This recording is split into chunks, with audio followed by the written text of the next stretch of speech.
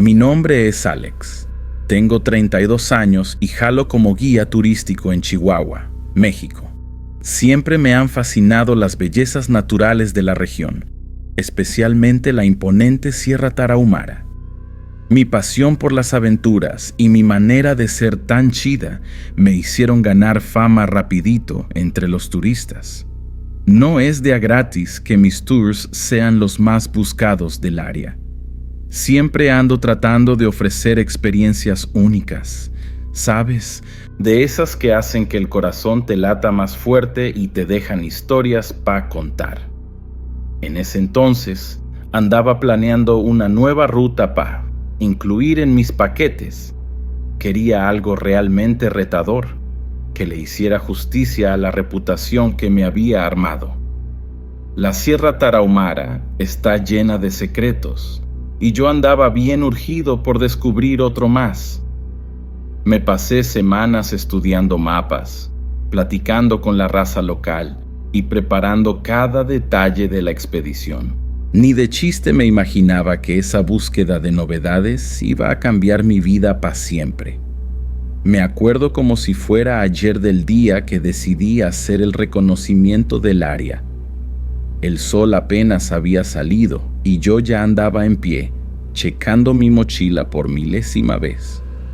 Mi corazón latía bien fuerte, ansioso por lo que vendría. Agarré mi troca vieja, pero confiable, y me lancé rumbo a lo desconocido. La carretera toda chueca que llevaba a las montañas parecía estarme llamando, como si tuviera vida propia. Durante el camino, no podía sacarme de la cabeza todas las historias que ya había escuchado sobre la región. Leyendas de los Rarámuri, el pueblo indígena local, se mezclaban con relatos de otros aventureros. Algunos hablaban de cuevas inexploradas, otros de rituales misteriosos. Yo me reía, pensando que eran puras historias para asustar a los turistas. ¡Qué menso fui! Si hubiera sabido lo que me esperaba, a lo mejor me hubiera regresado en ese mismo instante. Conforme me acercaba al punto de partida de la vereda, el paisaje se ponía cada vez más salvaje. Los árboles parecían susurrar secretos ancestrales y el aire traía un olor diferente, casi sobrenatural. Estacioné la troca en un pequeño llano y me bajé, sintiendo la tierra firme bajo mis pies. El silencio era casi ensordecedor, roto nada más por el canto ocasional de un pájaro a lo lejos. Me acomodé la mochila en la espalda y di los primeros pasos en la vereda. Con cada metro que avanzaba, sentía que estaba entrando a un mundo completamente diferente. Las rocas tenían formas raras, como si las hubieran esculpido manos gigantes. De vez en cuando, me paraba para tomar fotos y hacer apuntes. Quería registrar todo al detalle para después planear el itinerario perfecto. Fue cuando llegué a un claro que algo cambió. El aire se puso más pesado y tuve la extraña sensación de que alguien me estaba observando. Miré alrededor, pero no vi nada más que árboles y rocas. Aún así, se me erizaron los pelos de la nuca. Traté de convencerme de que era nada más el cansancio de la caminata, pero en el fondo sabía que había algo más. Algo que no podía explicar, pero que hacía que mi instinto me gritara que me regresara. Ignoré esa sensación y seguí adelante. Al fin y al cabo, yo era Alex, el guía más valiente de Chihuahua, ¿no? Nada podía asustarme. Ni de chiste sabía que ese era apenas el comienzo de un viaje que pondría a prueba no solo mi valor, sino mi propia cordura. Si pudiera regresar el tiempo, habría escuchado a mi instinto. Pero el destino tenía otros planes bajo mí en esa Sierra Tarahumara. Después de esa primera exploración, no pude sacarme la Sierra Tarahumara de la cabeza. Me pasé días juntando equipo, checando cada detalle. Mi sala parecía la bodega de una tienda de aventura. Cuerdas, mosquetones, lámparas, todo regado por el suelo. Mi cámara nueva, una inversión bien chida, estaba ahí en medio, lista para capturar cada momento. Ya me urgía probar todo ese equipo. Fue en una de esas salidas para comprar provisiones que me topé con un viejito rarámuri en el pueblo. El vato tenía una mirada que parecía atravesarte, ¿sabes? Me agarró del brazo y empezó a hablar en una mezcla de español con su lengua. Le entendí algo sobre áreas sagradas en la montaña, peligros ocultos. Te confieso que sentí un escalofrío, pero luego me sacudí esa sensación. Al fin y al cabo, yo era un guía con experiencia, no un turista asustado por cuentos de fantasmas.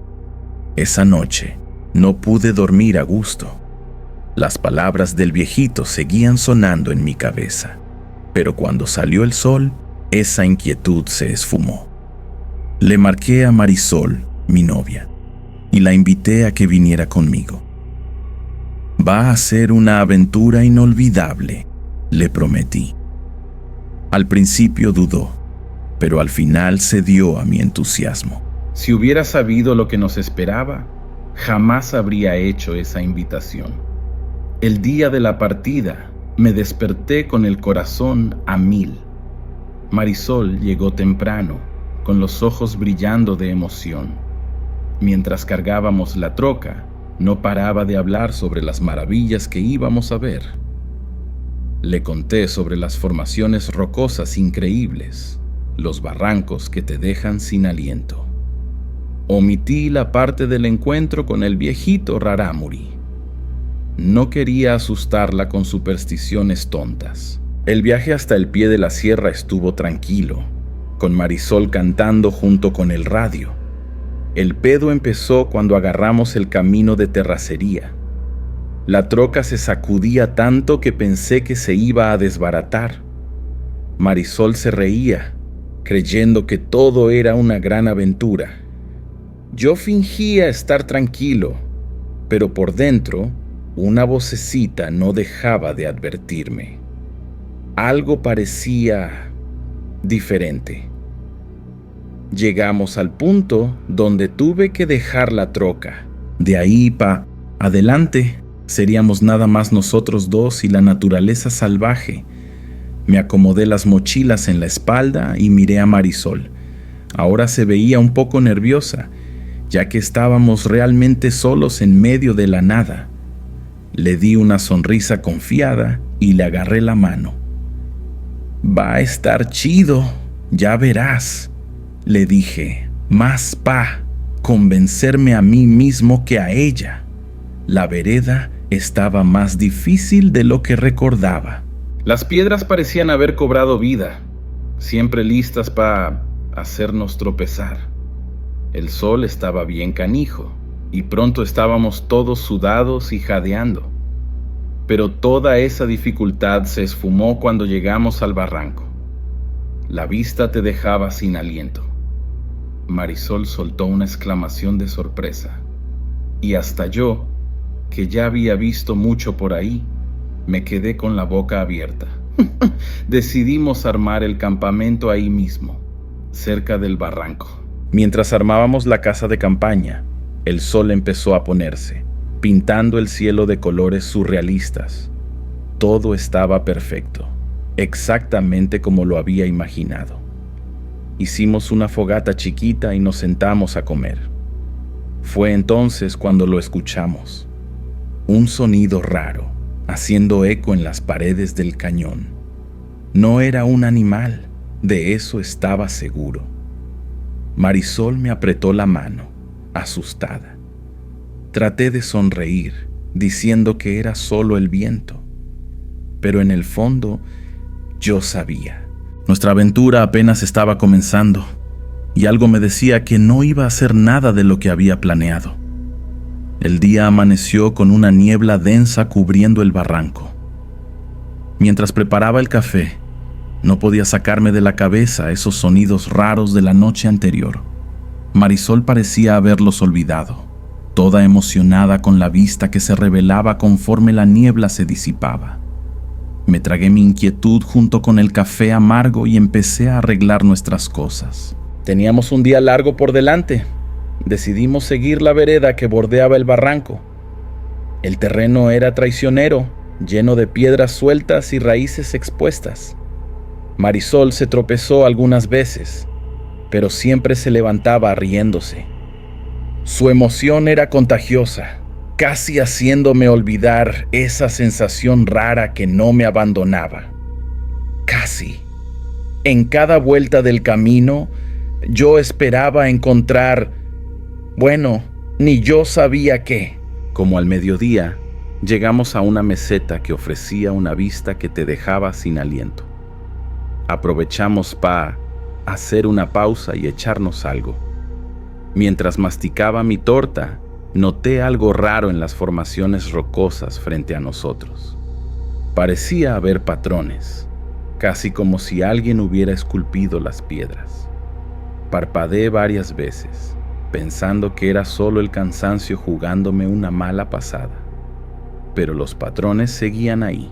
«Alex, ¿estás oyendo eso?», Marisol preguntó de repente, sacándome de mis pensamientos. Agucé el oído y sentí un escalofrío recorrerme la espalda. Era ese sonido otra vez, como un susurro lejano haciendo eco en las paredes del cañón. Traté de disimular mi incomodidad, sugiriendo que continuáramos nuestra caminata. Cuanto más rápido llegáramos a nuestro destino, mejor. El resto de la tarde pasó en un borrón de paisajes impresionantes y retos físicos. Llegamos a un punto donde la vereda se estrechaba peligrosamente, obligándonos a caminar en fila india, pegados a la pared rocosa. El viento aullaba a nuestro alrededor, como si quisiera empujarnos al abismo. Marisol, siempre valiente, iba adelante, mientras yo no podía evitar mirar constantemente por encima del hombro. Finalmente, cuando el sol ya empezaba a ponerse, vimos un lugar perfecto para acampar. Era un pequeño claro, protegido por rocas imponentes de un lado y con vista al valle del otro. Rápidamente armamos la casa de campaña y prendimos una fogata. El calor de las llamas alejó un poco el frío que se había instalado, pero no logró disipar completamente la atmósfera de aprensión que flotaba sobre nosotros. Mientras preparábamos la cena, Marisol empezó a contar historias que había escuchado sobre la región. Leyendas rarámuri sobre espíritus guardianes de la montaña y cuevas sagradas. Yo me reí, tratando de parecer despreocupado, pero cada palabra de ella parecía encontrar eco en ese ambiente salvaje a nuestro alrededor. Las sombras proyectadas por la fogata bailaban en las rocas, creando formas que a veces parecían tener vida propia. La noche cayó pesada sobre nosotros, trayendo consigo un silencio bien cabrón. Ni siquiera los ruidos nocturnos normales del bosque se escuchaban. Era como si la mismita montaña estuviera aguantando la respiración, esperando. Acostados en la casa de campaña, Marisol se quedó jetona rapidito, bien cansada de la caminata. Yo, en cambio, me quedé despierto, con los ojos clavados en el techo de lona, escuchando. ¿Qué cosa? No sabía decir, pero estaba segurísimo de que había algo afuera, observándonos, esperando. Y, por primera vez en un chingo de años, sentí miedo de la oscuridad y de lo desconocido que nos rodeaba. El día siguiente, amaneció con una luz casi cegadora, como si la noche anterior, con todos sus misterios y preocupaciones, hubiera sido nomás una pesadilla lejana. Marisol andaba bien emocionada, ansiosa por explorar más. Yo trataba de compartir su entusiasmo. pero algo dentro de mí seguía en alerta.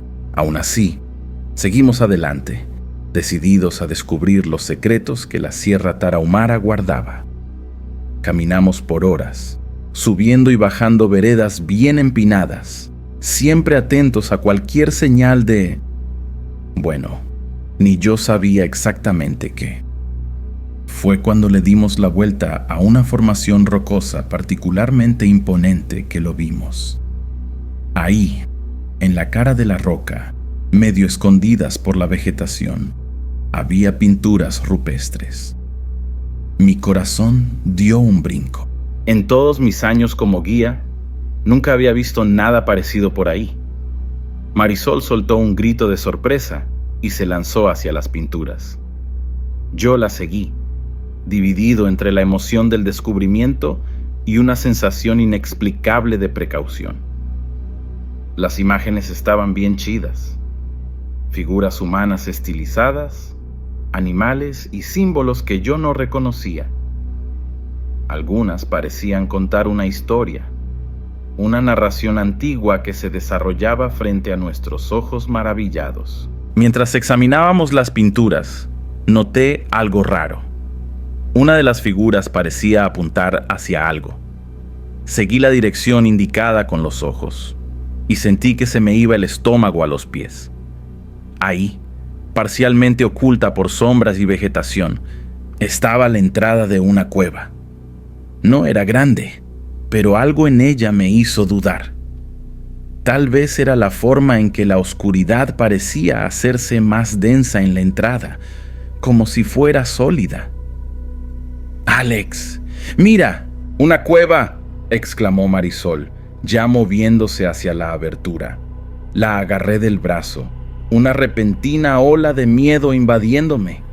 «Espérate», le dije, mi voz sonando rara hasta para mí mismo. «No sabemos qué hay ahí adentro. Puede ser peligroso». Pero Marisol nada más se rió, burlándose de mi repentino miedo. «¿Desde cuándo te volviste tan miedoso? Vamos, esto puede ser el descubrimiento del siglo». A regañadientes, seguí a Marisol hasta la entrada de la cueva. El aire ahí era diferente, más frío y con un olor raro, casi metálico. Prendí mi lámpara, el haz de luz pareciendo ser tragado por la oscuridad frente a nosotros. Dimos unos pasos adentro, y fue como si el mundo de afuera hubiera dejado de existir.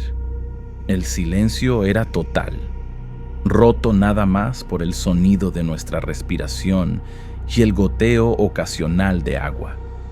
A medida que avanzábamos, la sensación de incomodidad crecía dentro de mí. Las paredes de la cueva parecían palpitar con una energía rara, y yo tenía la constante impresión de ver movimiento por el rabillo del ojo.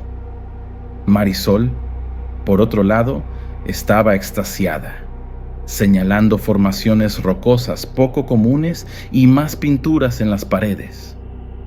Su emoción era contagiosa, y por un momento dejé mis miedos de lado. Fue entonces que lo vimos. En el fondo de un pequeño nicho natural, parcialmente enterrados, había varios artefactos. Vasijas de barro decoradas, herramientas de piedra y algo que parecía ser un antiguo collar ceremonial. Marisol soltó un grito de alegría, ya acercándose para examinar mejor. Yo la seguí, fascinado a pesar de mi recelo. Mientras ella tomaba fotos y hacía anotaciones como loca, yo no podía quitarme la sensación de que estábamos profanando algo sagrado. Perdimos la noción del tiempo ahí adentro, absortos en nuestro descubrimiento. Fue solo cuando mi lámpara empezó a fallar que me di cuenta de lo tarde que debía ser. «Marisol, creo que es mejor que nos regresemos», sugerí, con una urgencia inexplicable en mi voz. Ella asintió de mala gana, guardando su cámara. Fue en ese momento que pasó. Una repentina corriente de aire, helada y cargada de un olor raro, barrió la cueva. Nuestras lámparas parpadearon y se apagaron. sumergiéndonos en una oscuridad total. Y en esa oscuridad podría jurar que escuché algo, un susurro, un movimiento, algo que no debería estar ahí. El pánico me pegó como un trancazo en el estómago cuando la oscuridad nos tragó. Traté de calmar mi respiración agitada, pero el aire pesado de la cueva parecía negarse a entrar en mis pulmones. «Marisol», llamé, mi voz haciendo eco de forma rara en las paredes rocosas. Sentí su mano agarrar mi brazo, sus dedos temblando levemente. Al menos no estábamos separados. Tanteando a ciegas, logré encontrar mi mochila y la revisé como loco buscando las lámparas de repuesto. El silencio era opresivo, roto solo por el sonido de nuestras respiraciones aceleradas y el goteo ocasional de agua. Finalmente, mis dedos tocaron el metal frío de una lámpara. Con un clic, un haz de luz cortó la oscuridad, revelando la cara pálida y asustada de Marisol. «Vámonos de aquí», murmuré, más para mí mismo que para ella. Empezamos a caminar hacia la salida, o al menos donde creíamos que estaba. La luz de la lámpara creaba sombras raras en las paredes de la cueva, y no podía quitarme la sensación de que algo nos observaba desde las sombras. Marisol agarraba mi brazo con fuerza, sus ojos bien abiertos recorriendo constantemente la oscuridad a nuestro alrededor. Fue entonces que lo noté. Las paredes de la cueva parecían diferentes. Los símbolos y pinturas que habíamos visto antes ahora parecían moverse, bailando en la luz temblorosa de la lámpara. Me froté los ojos, seguro de que era solo mi mente jugándome una mala pasada. Pero cuando miré de nuevo, los símbolos seguían retorciéndose, como si estuvieran vivos. Marisol jadeó a mi lado, confirmando que no era solo yo el que estaba viendo eso. Aceleramos el paso, casi corriendo ahora. El aire se volvía más denso a cada metro, como si la misma cueva estuviera tratando de impedirnos salir. Los artefactos que habíamos descubierto antes ahora parecían emitir un brillo tenue e inquietante. Marisol extendió la mano para tocar una de las vasijas, fascinada a pesar del miedo. «¡No!», grité, pero ya era tarde. En el momento en que sus dedos tocaron la cerámica antigua, un sonido grave y resonante hizo eco por toda la cueva. El suelo comenzó a temblar bajo nuestros pies, y pequeñas piedras caían del techo. Agarré a Marisol del brazo y empecé a correr, guiado más por el instinto que por la vista. El sonido aumentaba, transformándose en algo que parecía casi una voz antigua y poderosa, hablando en una lengua que yo no entendía, pero que hacía que cada fibra de mi ser gritara de terror. Dimos vuelta en una esquina y finalmente vimos la luz del día. La salida de la cueva estaba ahí, a unos pocos metros de distancia, pero algo estaba mal. La abertura parecía estar cerrándose, como si la misma roca estuviera moviéndose para atraparnos. Con un último esfuerzo desesperado, nos lanzamos hacia la salida. Sentí el roce de la piedra en mi espalda cuando pasamos, cayendo al suelo del lado de afuera. Jadeando y temblando, nos volteamos para mirar la cueva. La entrada estaba ahí, exactamente como antes, como si nada hubiera pasado. Pero el aire alrededor vibraba con una energía rara, y yo sabía, en el fondo de mi alma, que algo había cambiado. Algo se había despertado en esa cueva, algo antiguo y peligroso. Y, de alguna manera, yo sabía que nuestra aventura estaba lejos de terminar. La verdadera pesadilla apenas estaba comenzando. El sol ya se estaba poniendo cuando por fin logramos regresar a nuestro campamento. Marisol estaba pálida y temblando, apenas pudiendo hablar. Yo no estaba mucho mejor. Mis manos temblaban tanto que apenas pude prender la fogata. El silencio entre nosotros era pesado, cargado de miedo e incertidumbre. ¿Qué chingados había pasado en esa cueva? ¿Será que nos habíamos imaginado todo eso? Mientras preparaba un té para los dos, noté que Marisol estaba sudando, a pesar del aire frío de la noche. ¿Estás bien?, le pregunté, preocupado. Ella asintió débilmente, pero sus ojos parecían distantes, como si estuviera viendo algo que yo no podía. Alex, susurró, su voz ronca. Creo que algo anda mal conmigo.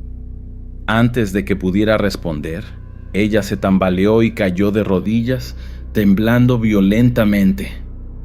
Corrí para ayudarla, mi corazón latiendo como loco en el pecho. Su piel estaba caliente al tacto, afiebrada. La ayudé a acostarse en su bolsa de dormir, cubriéndola con una cobija extra. Murmuraba cosas sin sentido, sus ojos moviéndose rápidamente bajo los párpados cerrados.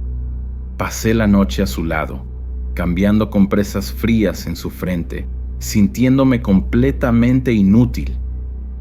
Fue alrededor de la medianoche que las cosas se pusieron realmente de miedo. Marisol abrió los ojos de repente, pero no eran sus ojos normales.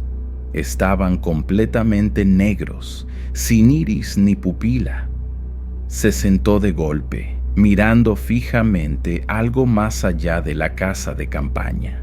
«¿Ya vienen?», dijo, su voz sin sonar nada como la de ella. «Los guardianes vienen a castigarnos». Me quedé helado, un escalofrío cabrón recorriéndome la espalda. Fue entonces que lo escuché. Voces, un chingo de ellas, susurrando en una lengua que no reconocía. ¿Rarámuri antiguo, tal vez? Las voces parecían venir de todos lados, acercándose cada vez más a nuestro campamento. Miré como loco alrededor, pero no podía ver nada más que las sombras bailando proyectadas por la fogata. Marisol empezó a retorcerse, como si estuviera teniendo un ataque. Traté de agarrarla, pero era como si una fuerza sobrenatural la estuviera poseyendo. Gritaba palabras en una lengua rara, su voz mezclándose con los susurros que ahora parecían estar dentro de la misma casa de campaña. Las sombras a nuestro alrededor parecían cobrar vida, moviéndose de formas imposibles. En un momento de puro terror, vi una figura formarse en la entrada de la casa de campaña. No era sólida, pero tampoco era solo una sombra. Era como si la oscuridad hubiera tomado forma, con ojos que brillaban con una luz antigua y terrible. Grité, jalando a Marisol más cerca de mí, como si pudiera protegerla de esa cosa imposible que nos miraba fijamente. La figura avanzó, y sentí un frío que iba más allá de lo físico, como si mi propia alma se estuviera congelando. Marisol, de repente, se quedó quieta en mis brazos, su respiración casi imperceptible.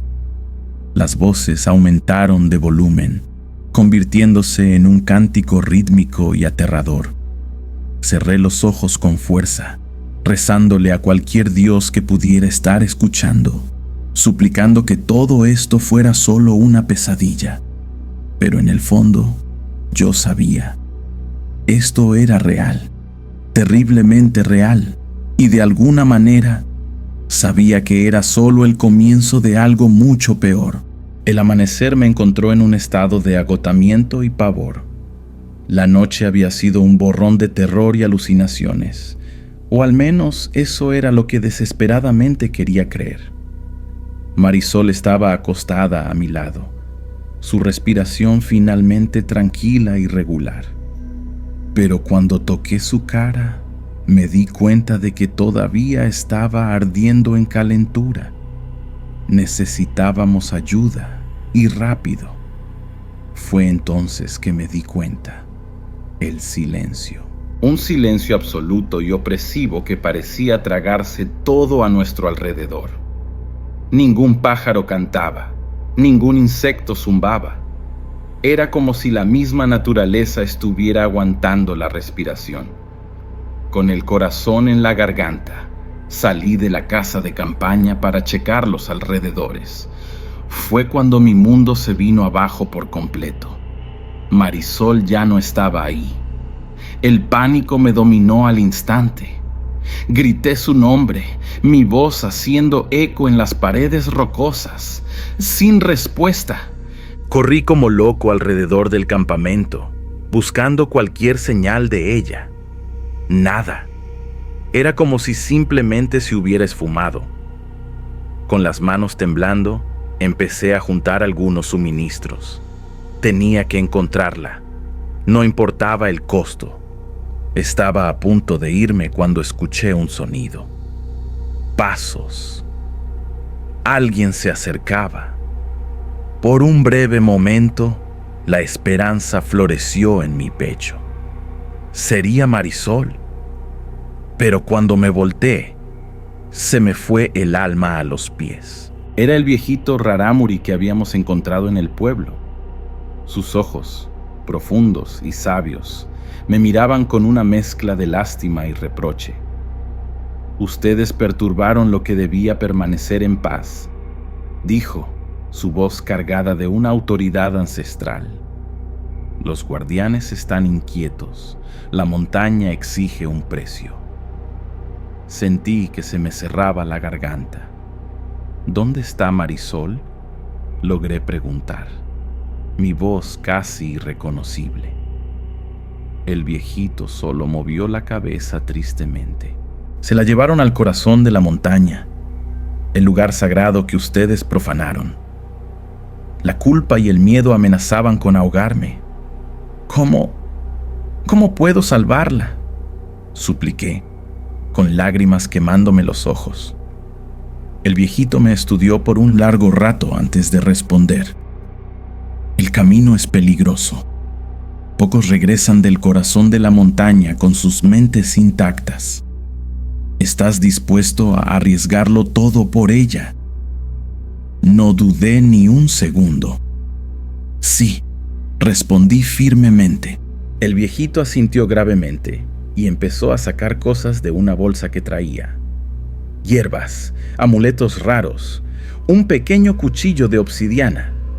Vas a necesitar protección, explicó, empezando a mezclar las hierbas. Los espíritus son antiguos y poderosos.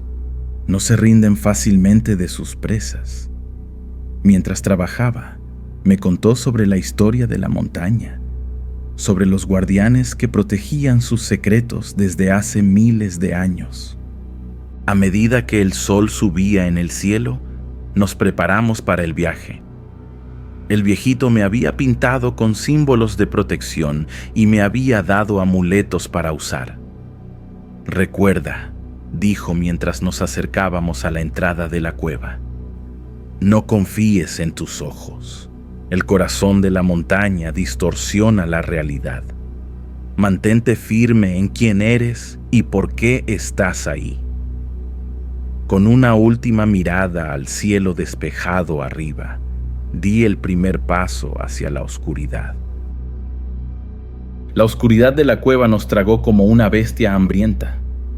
El aire estaba denso, cargado de un olor antiguo e indescriptible.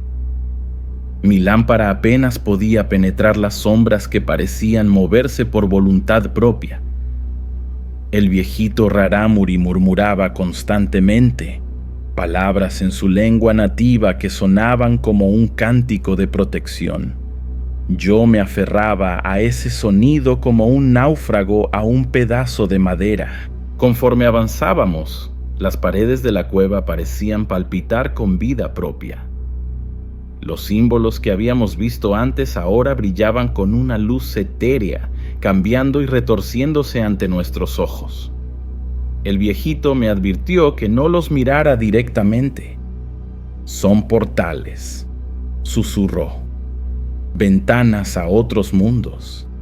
Mira por mucho tiempo, y tu mente se perderá. El tiempo perdía significado en ese lugar. Podíamos haber caminado por horas o días. Era imposible decir. Con cada paso, sentía como si nos estuviéramos alejando más y más de la realidad que yo conocía. Sonidos raros hacían eco por los pasajes, susurros, risas lejanas, a veces hasta lo que parecía ser el llanto de un niño. Mi corazón dolía al pensar en Marisol perdida en este laberinto de pesadillas. De repente, el viejito se detuvo. Su expresión era de puro terror.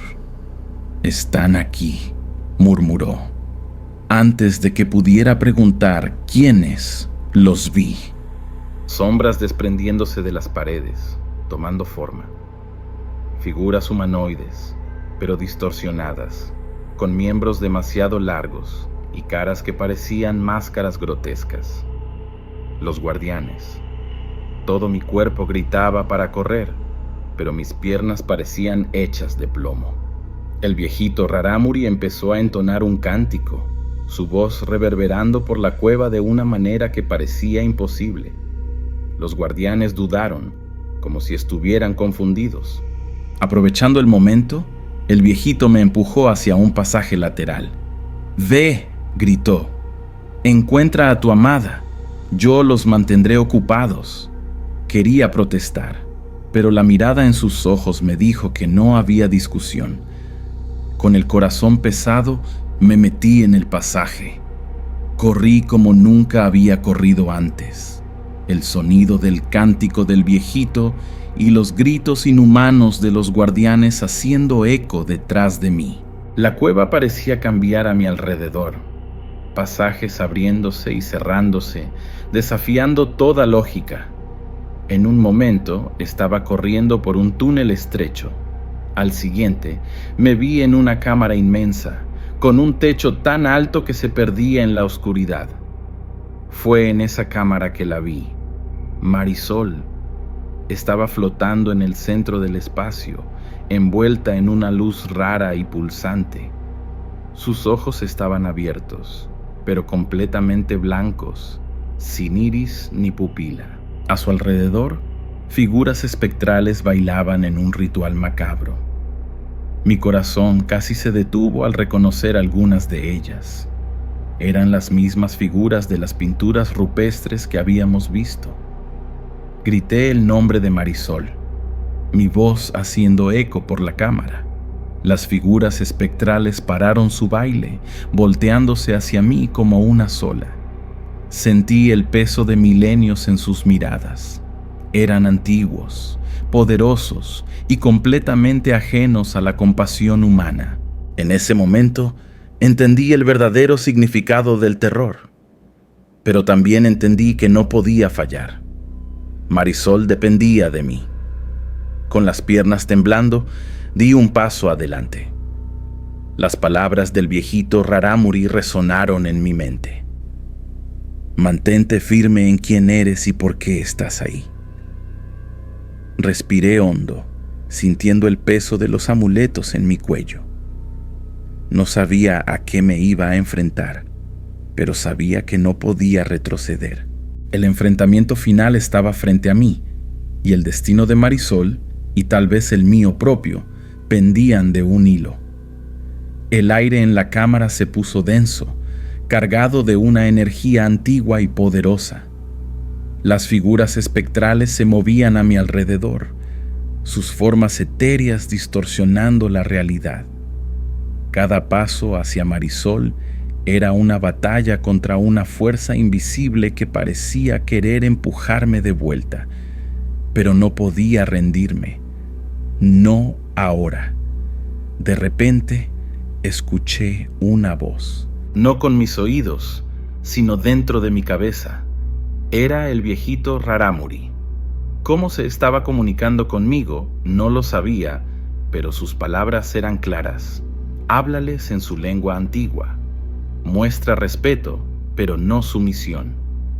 Tragué saliva, tratando de recordar las pocas palabras en Rarámuri que me había enseñado. Con la voz temblando, empecé a hablar. Las palabras salían raras de mi boca, pero parecían tener un efecto inmediato. Las figuras espectrales se detuvieron, sus ojos sin vida fijos en mí. Continué, suplicando por la vida de Marisol, prometiendo que nunca más perturbaríamos su santuario. Con cada palabra, sentía como si estuviera siendo juzgado por algo mucho más allá de mi comprensión. Uno de los espectros, más grande y cabrón que los otros, se acercó. Su voz retumbó en mi mente, antigua y poderosa. Ustedes profanaron nuestro lugar sagrado. ¿Por qué deberíamos perdonarles la vida? Sentí el peso de miles de años en esa pregunta. Respiré hondo, buscando valor en lo más profundo de mi ser. Porque nosotros también somos guardianes, respondí, sorprendido por la firmeza en mi propia voz.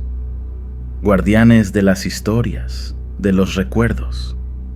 Vinimos aquí para aprender, para preservar, no para destruir. Las palabras parecían venir de algún lugar más allá de mí mismo, como si algo más antiguo y sabio estuviera hablando a través de mí. El espectro me estudió por un buen rato. El silencio era ensordecedor. Entonces, lentamente, asintió. Tu alma habla con la verdad, dijo. Pero se debe pagar un precio. Se debe hacer un juramento. Sentí un escalofrío recorrerme la espalda, pero asentí.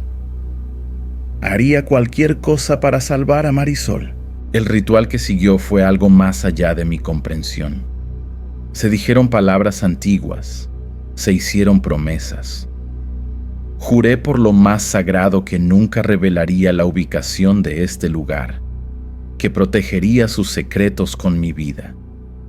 Sentí como si cada palabra estuviera siendo grabada no solo en mi mente, sino en mi propia alma.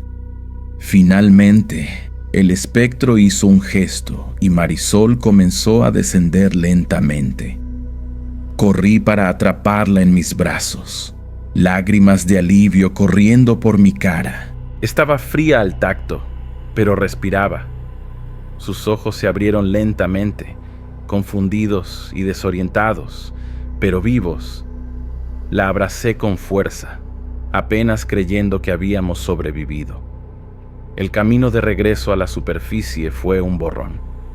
El viejito Rarámuri nos esperaba en la entrada de la cueva, su cara marcada por el cansancio, pero con una sonrisa de alivio.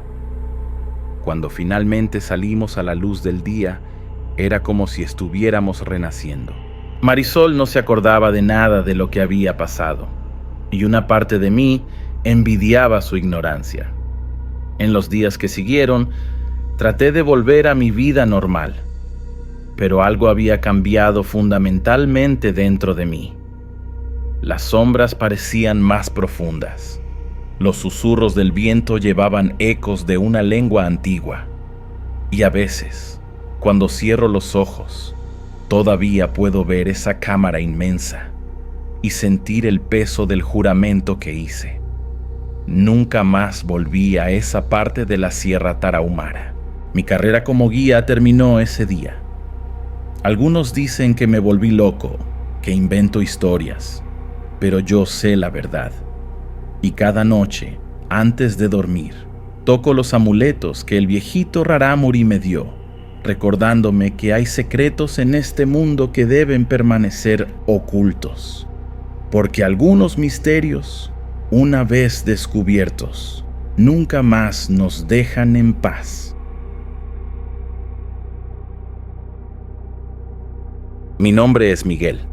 Tengo 42 años y soy el dueño de la única tiendita en nuestro pequeño pueblo en las montañas de Chihuahua. Nací y crecí aquí, conociendo cada jeta y cada historia de este lugar. Nunca me imaginé que un día estaría contando algo tan perturbador. Todo empezó esa tarde bien calurosa de julio, cuando vi esa troca vieja subiendo por el camino polvoso. Me acuerdo como si fuera ayer. Estaba en el porche de la tienda, tratando de agarrar una brisita que ni existía, cuando el ruido del motor rompió el silencio de siempre. Todos dejaron de hacer lo que estaban haciendo para mirar. No es todos los días que recibimos visitas por acá, ¿sabes? La troca era un carcachón, toda abollada y echando humo. Pensé pas mis adentros, ahí vienen más gringos perdidos, pero no eran gringos. Cuando el polvo se bajó, vi a una familia bajándose del carro. Un señor de mediana edad, una mujer que debía ser su esposa y 2 chavos. El mayor parecía tener unos 25 años, el más chico tal vez 20. Había algo diferente en ellos, no sé explicarlo. Era como si trajeran una vibra rara, ¿sabes? El aire se puso pesado de repente.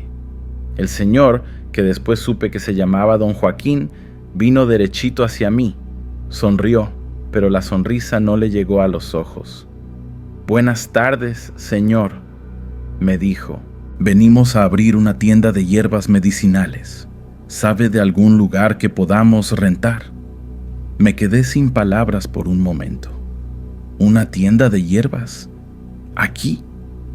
Nadie había pensado en eso antes. Mientras platicábamos, me di cuenta de que todo el pueblo se había parado a observar. Las señoras cuchicheaban entre ellas. Los señores fruncían el ceño. Los chamacos se escondían detrás de las faldas de sus mamás. Era como si todos sintieran lo mismo que yo. Algo no estaba bien. Pero, ¿qué podíamos hacer? Éramos gente simple y ellos no habían hecho nada malo. Todavía.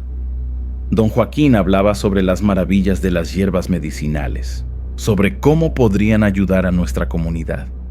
Pero mis ojos estaban clavados en los 2 chavos. El mayor, Luis, sonreía y saludaba a la gente. Ya el más chico, Mateo, ¡ay Dios! Esa mirada. Era como si pudiera ver a través de tu alma. Sentí un escalofrío recorrerme la espalda cuando nuestros ojos se encontraron. La señora, Carmen, se quedó todo el tiempo cerca de la troca, arreglando unas cajas. Había algo en ella también. Una belleza salvaje, casi sobrenatural. Vi a algunos de los señores casados mirándola de una manera que no debían. Sus esposas se dieron cuenta también, y el ambiente se puso aún más tenso. En ese momento, lo supe.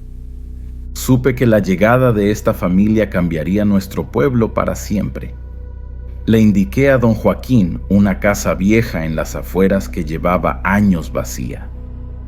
Mientras los veía alejarse en la troca, no pude evitar sentir que acababa de abrirle las puertas a algo que no entendía.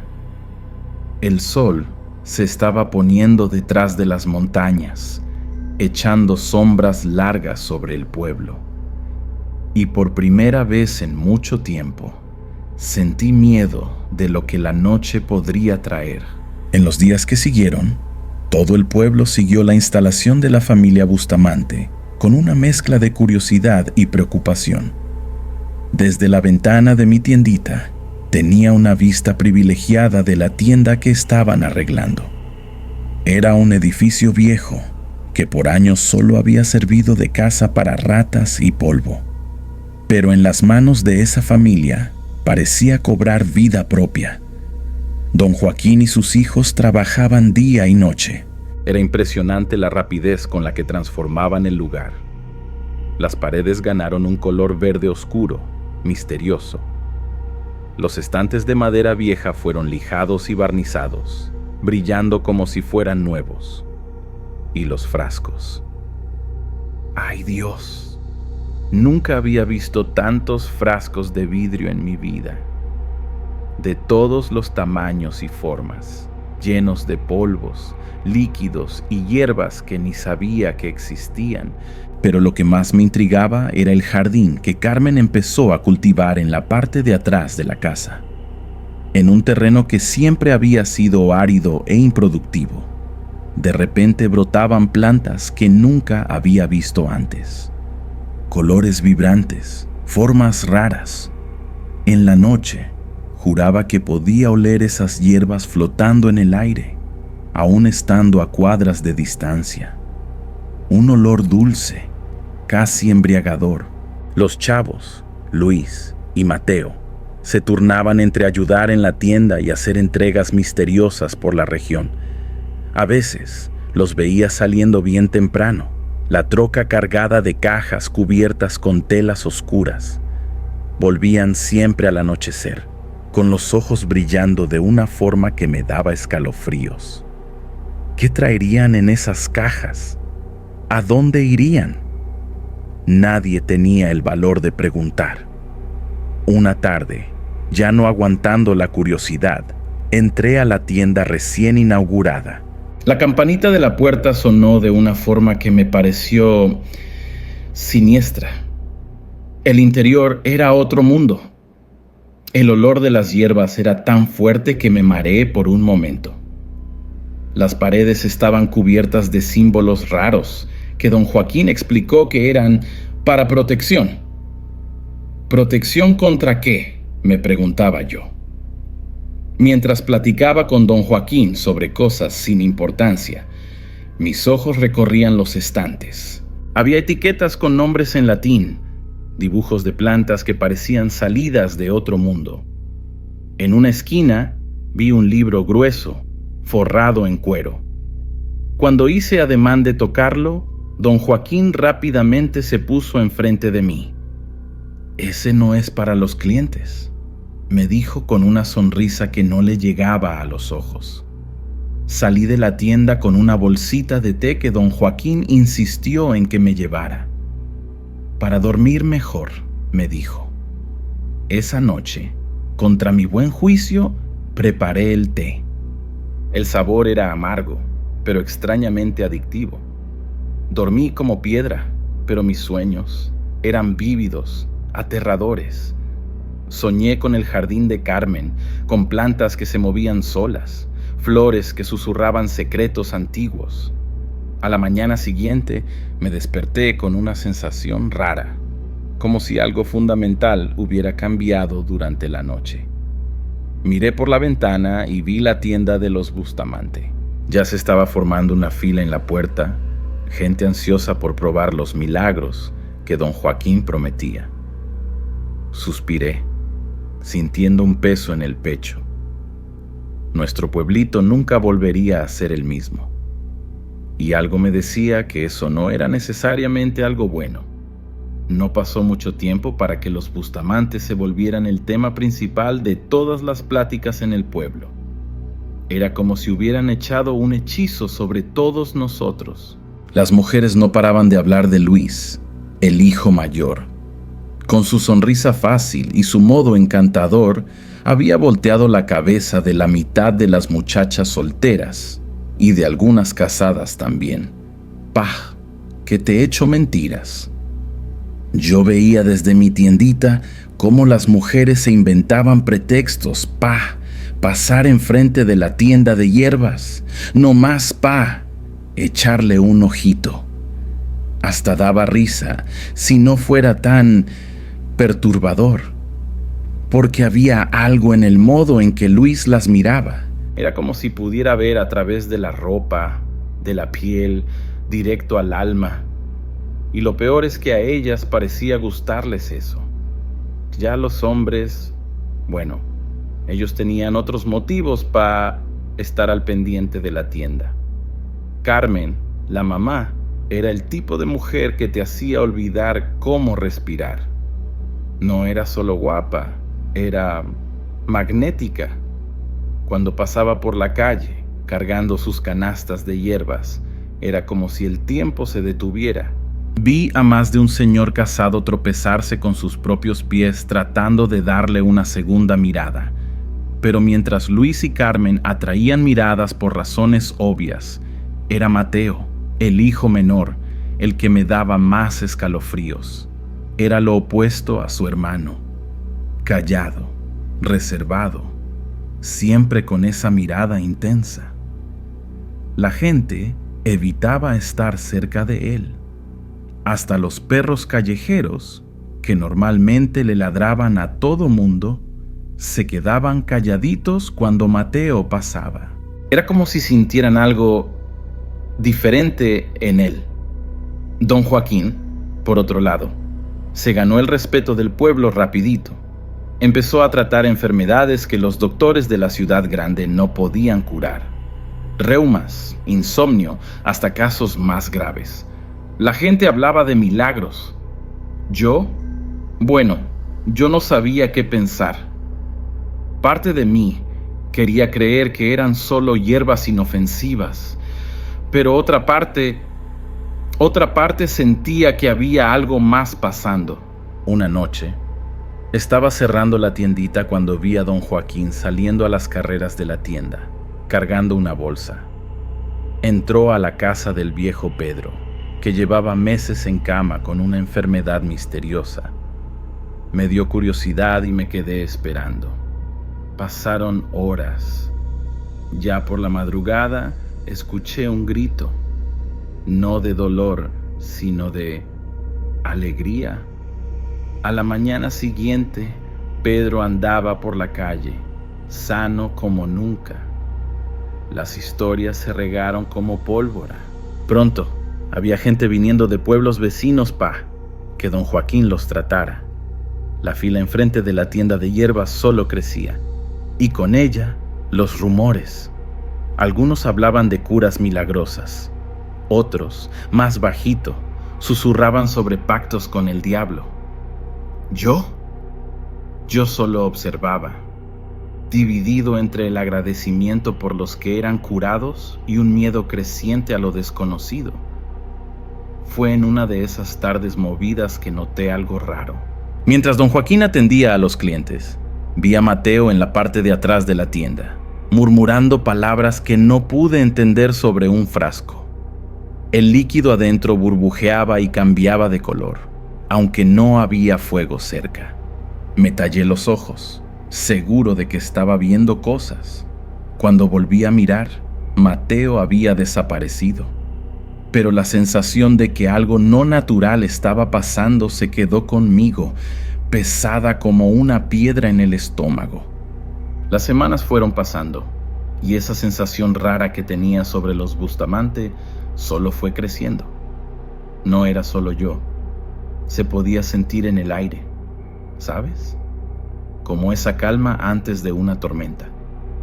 La gente cuchicheaba por los rincones, miraba por encima del hombro. Todo el pueblo parecía estar caminando sobre cáscaras de huevo. Fue más o menos por esos días que los rumores empezaron a ponerse más raros. Doña Lupe, que vivía cerca de la casa de los Bustamante, juraba y perjuraba que veía luces raras saliendo de las ventanas a medianoche.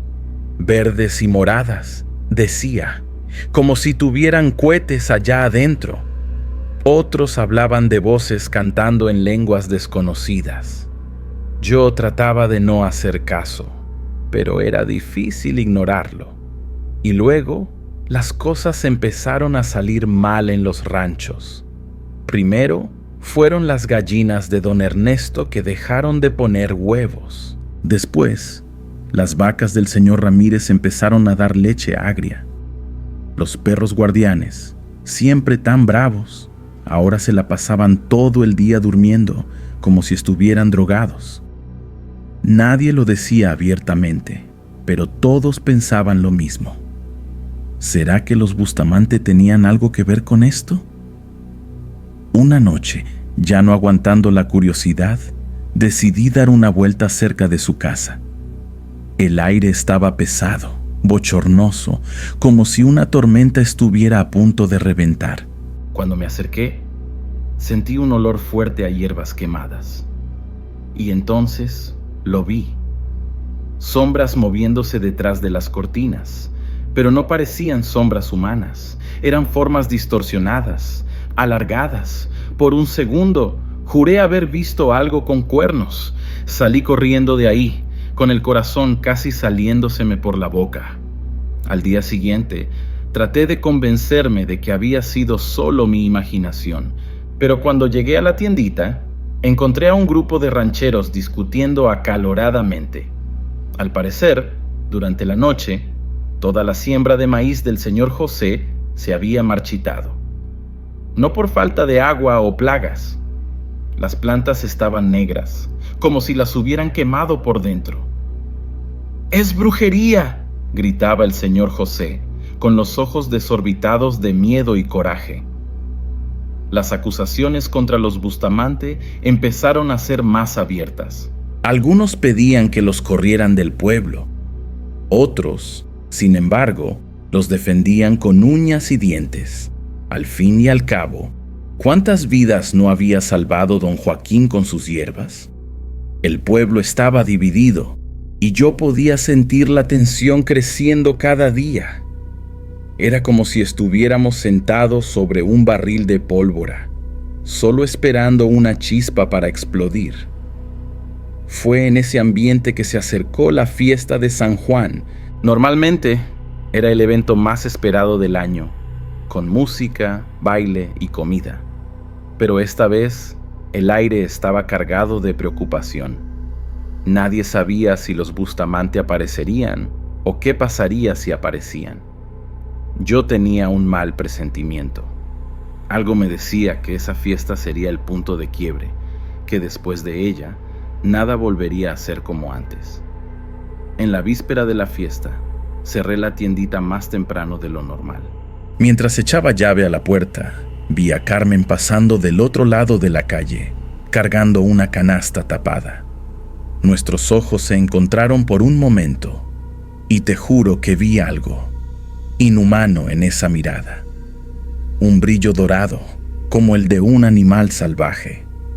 Sonrió, pero no fue una sonrisa amigable. Fue una sonrisa que decía: yo sé que tú sabes. Esa noche le puse seguro a todas las puertas y ventanas de mi casa. Pero ni eso fue suficiente para hacerme sentir seguro. La noche de la fiesta de San Juan llegó, trayendo consigo una mezcla de emoción y miedo que flotaba sobre el pueblo como una nube pesada.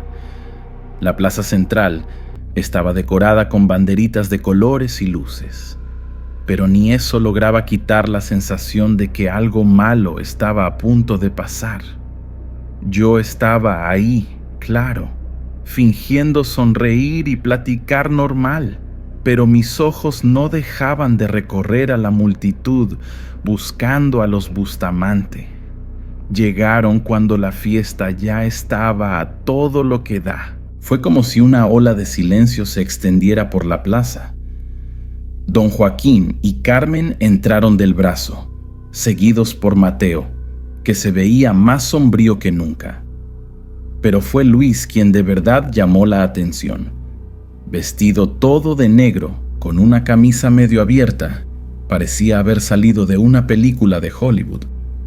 Las mujeres no podían quitarle los ojos de encima.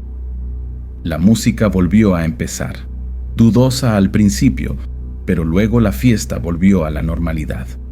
O casi. Había una tensión en el aire, como electricidad estática antes de un rayo. Vi a Luis acercarse a la pista de baile, sus ojos brillando de una forma que no parecía natural. Extendió la mano hacia María, la esposa del carnicero, y ella aceptó sin dudar, como si estuviera hipnotizada. Lo que siguió fue perturbador. Luis bailaba con una gracia sobrenatural, girando de mujer en mujer. Casadas, solteras, no hacía diferencia. Todas parecían caer bajo su encanto. Yo podía ver las caras de los maridos y novios poniéndose cada vez más rojas de coraje.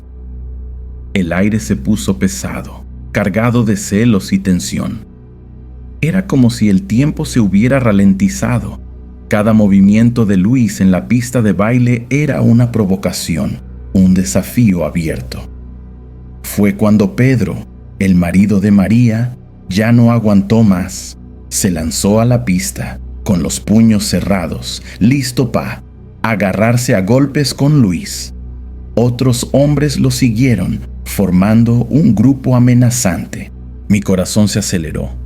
Esto iba a acabar mal. Lo podía sentir. Luis dejó de bailar, volteándose lentamente para encarar a los hombres, y entonces sonrió. Pero no era una sonrisa normal. Era depredadora, casi hambrienta. Lo que pasó después, bueno, hasta hoy me cuesta trabajo creerlo. Luis simplemente miró a los hombres. Solo eso. Miró. Pero fue como si hubiera lanzado un hechizo. De repente, todos ellos se pararon. Se quedaron completamente inmóviles, como estatuas. Sus ojos estaban bien abiertos de terror, pero no podían moverse. La música se detuvo. Un silencio sepulcral cayó sobre la plaza. Duró solo unos segundos, pero pareció una eternidad. Entonces, tan repentinamente como había empezado, terminó. Los hombres se tambalearon hacia atrás, jadeando, como si hubieran corrido un maratón. Algunos se cayeron de rodillas, otros empezaron a llorar. Luis solo se encogió de hombros, como si nada hubiera pasado, y salió de la pista de baile. El pánico se extendió rápidamente. La gente gritaba, los niños lloraban, la fiesta se volvió un desmadre.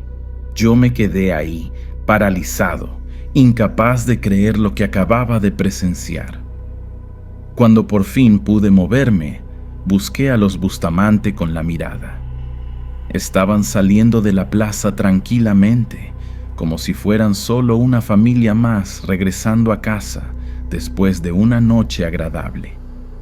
Pero antes de desaparecer en la oscuridad, Mateo se volteó y me miró directamente. Sus ojos, te juro que brillaban en la oscuridad, como los de un gato. En ese momento, lo supe. Supe que nuestro pueblito nunca volvería a ser el mismo, y que la verdadera pesadilla apenas estaba comenzando. En los días que siguieron al incidente de la fiesta, el pueblo se quedó en un estado de shock colectivo. Nadie hablaba abiertamente de lo que había pasado, pero era lo único en lo que todos pensaban. Las calles se quedaron más vacías. La gente evitaba salir de casa después del anochecer. La tienda de los Bustamante seguía abierta, pero ahora eran pocos los que se arriesgaban a entrar. Yo observaba todo desde mi tiendita, sintiendo el miedo crecer día tras día. Fue en ese ambiente tenso que la tragedia llegó a la casa del presidente municipal. Su única hija, Rosita, una niña de apenas 12 años, cayó en cama con una fiebre misteriosa. Llamaron a los doctores de la capital, pero nada de lo que hacían parecía funcionar. La fiebre solo aumentaba, y la niña se consumía a ojos vistos. La desesperación del presidente municipal era palpable. Lo vi pasar por mi tienda varias veces, la cara cada vez más demacrada, los ojos rojos de tanto llorar. En una noche particularmente oscura, escuché un alboroto en la calle. Salí a ver qué pasaba y me encontré con una escena que jamás voy a olvidar. El presidente municipal estaba de rodillas frente a la tienda de los Bustamante, suplicándole a don Joaquín que salvara a su hija. «Por favor», gritaba, «haga lo que sea necesario, pero salve a mi Rosita». La desesperación en su voz era de partir el alma. Don Joaquín miró al presidente municipal por un largo rato. Luego asintió lentamente. Lo que siguió fue una noche que quedará grabada para siempre en la memoria de todos en el pueblo. Don Joaquín fue a la casa del presidente municipal cargando una bolsa llena de hierbas y frascos. La luna estaba llena, y una niebla rara flotaba en el aire. Yo no podía dormir, así que me quedé en la ventana, observando. Vi sombras moviéndose detrás de las cortinas. Escuché cánticos en una lengua que no reconocí. En cierto momento, Te juro que vi una luz verde brillante saliendo por las rendijas de las ventanas. Las horas se arrastraron. Todo el pueblo parecía contener la respiración. Entonces, poco antes del amanecer, lo escuchamos. Un grito. No de dolor o miedo, sino de alegría. Corrí a la calle, al igual que varios vecinos. Vimos al presidente municipal salir de la casa cargando a Rosita en brazos. La niña estaba pálida, pero viva. Sus ojos brillaban y sonreía. Era un milagro, o al menos eso parecía. Don Joaquín salió poco después, viéndose agotado pero satisfecho. El presidente municipal se cayó de rodillas otra vez, ahora en agradecimiento. Usted salvó a mi hija, lloraba. ¿Cómo puedo agradecerle? Don Joaquín solo sonrió con esa sonrisa enigmática suya y dijo: no hay necesidad de agradecimientos, para eso estamos aquí. Pero había algo en su tono, algo que me hizo estremecer, como si acabara de cerrar un trato muy ventajoso. En los días que siguieron, la actitud del pueblo hacia los Bustamante cambió drásticamente. El miedo todavía estaba ahí, claro, pero ahora mezclado con una especie de reverencia temerosa. La gente volvió a frecuentar la tienda de hierbas, muchas veces dejando ofrendas en la puerta durante la noche.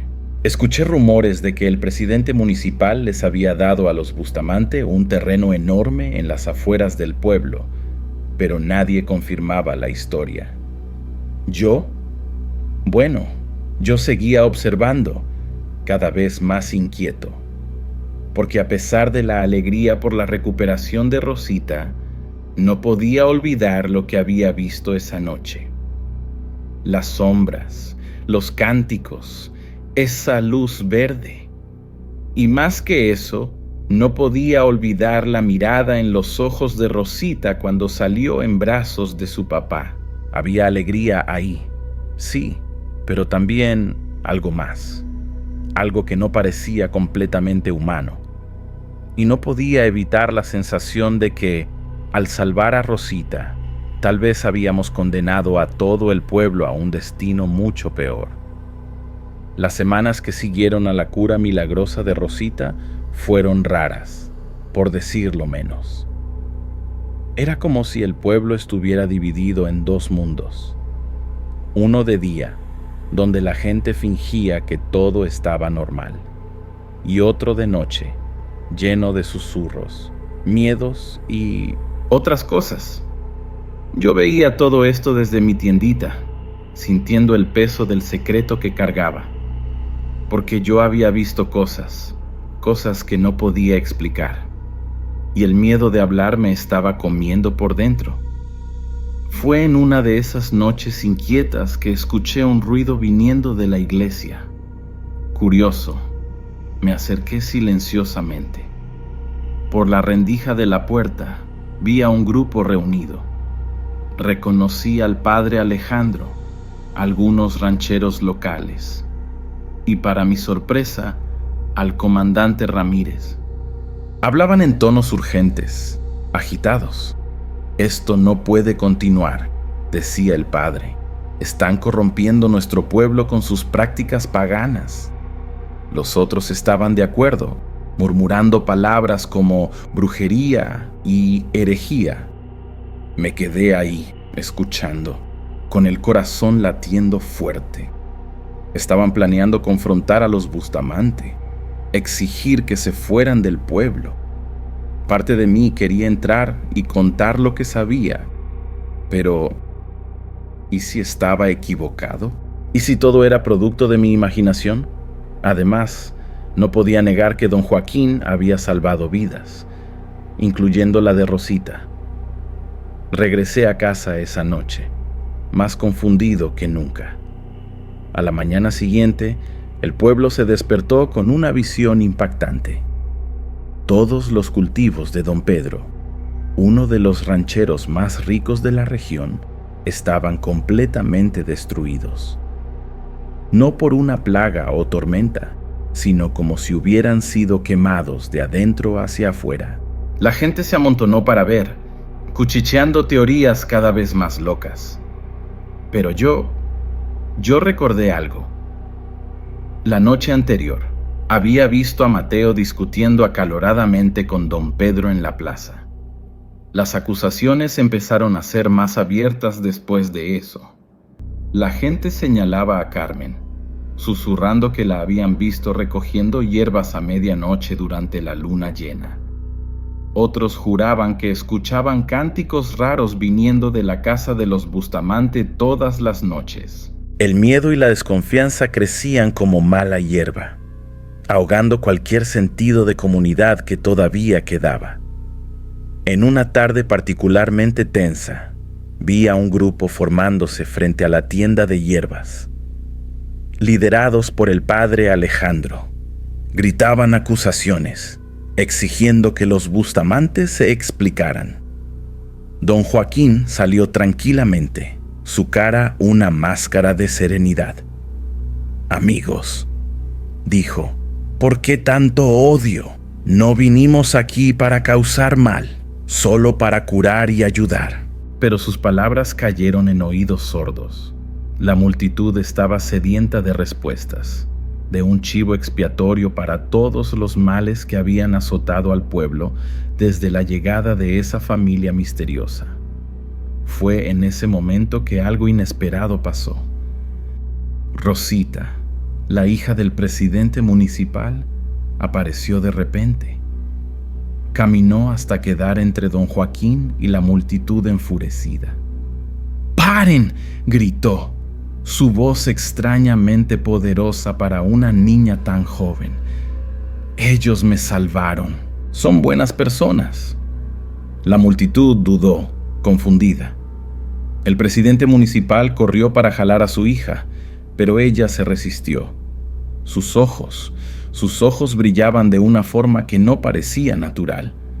Esa noche, acostado en mi cama, no podía dejar de pensar en lo que había visto, en la mirada de Rosita, en la calma sobrenatural de don Joaquín frente a la furia de la multitud, y más que nada, en la sensación creciente de que estábamos a punto de cruzar un punto sin retorno, porque ahora ya no eran solo rumores o sospechas. Ahora había acusaciones abiertas, confrontaciones. Y yo sabía. La tensión en el pueblo llegó a su punto de ebullición en una noche de luna nueva. Estaba cerrando la tiendita cuando lo escuché. Un rugido distante, como una ola formándose. Salí a la calle y vi. Una multitud se acercaba, cargando antorchas y herramientas de rancho. Al frente, el padre Alejandro blandiendo una cruz, sus ojos brillando con un fervor que rayaba en la locura. Se me heló la sangre. Esto no iba a terminar bien. Corrí, uniéndome a la multitud más por miedo a lo que pasaría si me quedaba afuera. Las voces se mezclaban en un coro furioso. «¡Fuera! ¡Brujos! ¡Regresen al infierno!». Llegamos a la casa de los Bustamante, una construcción imponente en las afueras del pueblo. Las antorchas lanzaban sombras bailarinas en las paredes, dando la impresión de que la misma casa estaba viva, pulsando. El padre Alejandro avanzó, golpeando la puerta con fuerza. «¡Salgan, siervos del diablo!», gritó. «Dejen nuestro pueblo en paz». El silencio que siguió fue ensordecedor. Nada se movía. Era como si la casa estuviera esperando. De repente, una niebla rara empezó a formarse a nuestro alrededor. Densa, casi palpable. El aire se puso pesado, difícil de respirar. Algunos empezaron a toser, otros a retroceder, asustados. Fue entonces que la puerta se abrió, pero no había nadie ahí. Solo oscuridad. Una oscuridad que parecía extenderse infinitamente. El padre dudó, su valor flaqueando visiblemente. «En nombre de Dios», tartamudeó. Ordeno que... Sus palabras fueron interrumpidas por un sonido que no era de este mundo. Como 1000 voces susurrando al mismo tiempo, en lenguas que ninguno de nosotros conocía. La multitud entró en pánico. La gente gritaba, se empujaba tratando de huir. Yo me quedé paralizado, incapaz de moverme. Fue cuando lo vi. Objetos empezaron a volar de dentro de la casa. Libros, jarrones, muebles, pero no caían al suelo. Se quedaban suspendidos en el aire, girando lentamente. Y en medio de todo eso, escuché una risa. Una risa que reconocí como la de Mateo, pero distorsionada, amplificada, como si viniera de todos lados al mismo tiempo. El caos era total. Vi al padre Alejandro caer de rodillas, murmurando oraciones frenéticas. Otros corrían en todas direcciones, tropezando unos con otros, y entonces, tan repentinamente como empezó, todo se detuvo. Los objetos cayeron al suelo con estruendos secos. La niebla se disipó. El silencio volvió, más pesado que nunca. Temblando, miré alrededor. La multitud se había dispersado, dejando atrás solo a unos pocos, tan impactados como yo. La casa de los Bustamante estaba ahí, imponente como siempre, pero completamente vacía. No había señal de don Joaquín, Carmen, Luis o Mateo. Era como si simplemente se hubieran esfumado. En los días que siguieron, todo el pueblo parecía estar en estado de shock. Nadie hablaba sobre lo que había pasado, pero era imposible ignorarlo. La casa de los Bustamante seguía ahí, un recordatorio silencioso del terror que habíamos vivido. Algunos, más valientes o tontos, trataron de entrar, pero la puerta estaba cerrada con llave, las ventanas selladas, como si la casa se hubiera cerrado sobre sí misma. Los días que siguieron a la desaparición de los Bustamante fueron como una pesadilla de la que el pueblo no podía despertar. Al principio hubo un silencio pesado, como si todos estuvieran conteniendo la respiración, esperando que volvieran, pero no volvieron. La tienda de hierbas permaneció cerrada, la casa en las afueras intacta. Era como si nunca hubieran existido. Pero los efectos de su paso por nuestro pueblo, esos eran imposibles de ignorar. Empezó con cosas pequeñas, cosechas que se marchitaban de la noche a la mañana. Animales de rancho que desaparecían, solo para ser encontrados días después, muertos de formas inexplicables. El pozo de la plaza central, que nunca se había secado en toda la historia del pueblo, de repente se quedó sin una gota de agua. La gente empezó a enfermarse. Nada grave al principio. Una tos por aquí, una calentura por allá. Pero poco a poco fue empeorando. Vi a vecinos que conocía desde hace décadas consumirse ante mis ojos, devorados por enfermedades que ningún doctor podía diagnosticar. El miedo se regó como plaga. Las calles se quedaron desiertas, las ventanas trancadas. El pueblo, antes tan lleno de vida, ahora parecía un pueblo fantasma. Y luego empezaron los sueños. No sé si era solo yo o si otros también los tenían, pero eran horribles. Sueños de sombras moviéndose en las paredes, de voces susurrando en lenguas desconocidas. Y siempre, la sensación de estar siendo observado. Me despertaba sudando frío, con la certeza de que había visto a Mateo parado en la esquina del cuarto, sus ojos brillando en la oscuridad.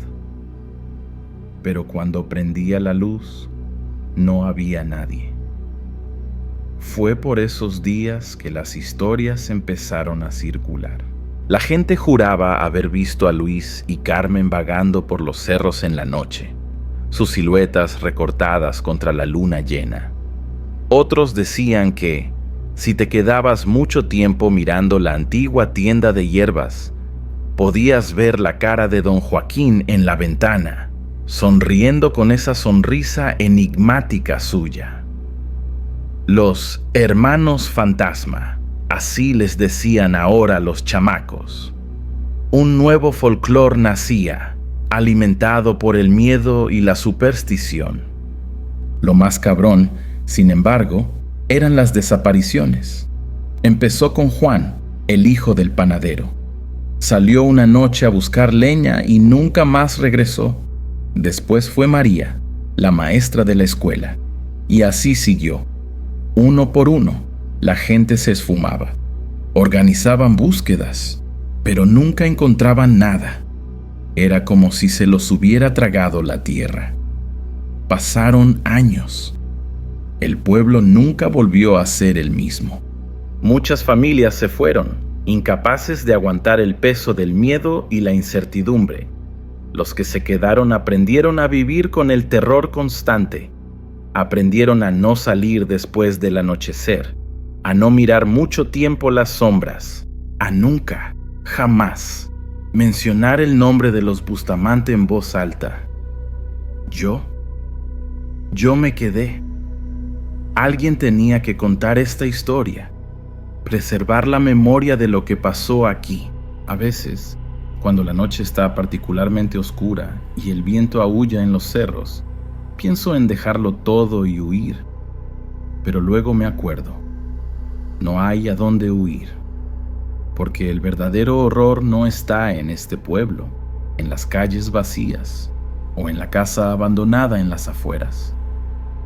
El verdadero horror está dentro de nosotros, en las decisiones que tomamos, en el miedo que permitimos que nos consumiera. Y así, aquí estoy, contando esta historia a quien quiera escuchar. Una advertencia, tal vez, o una confesión, porque en el fondo sé que no fueron los Bustamante los que maldijeron nuestro pueblo. Fuimos nosotros mismos, con nuestro miedo, nuestra intolerancia, nuestra avaricia por poder y curas milagrosas. Abrimos una puerta esa noche, una puerta a algo antiguo y terrible.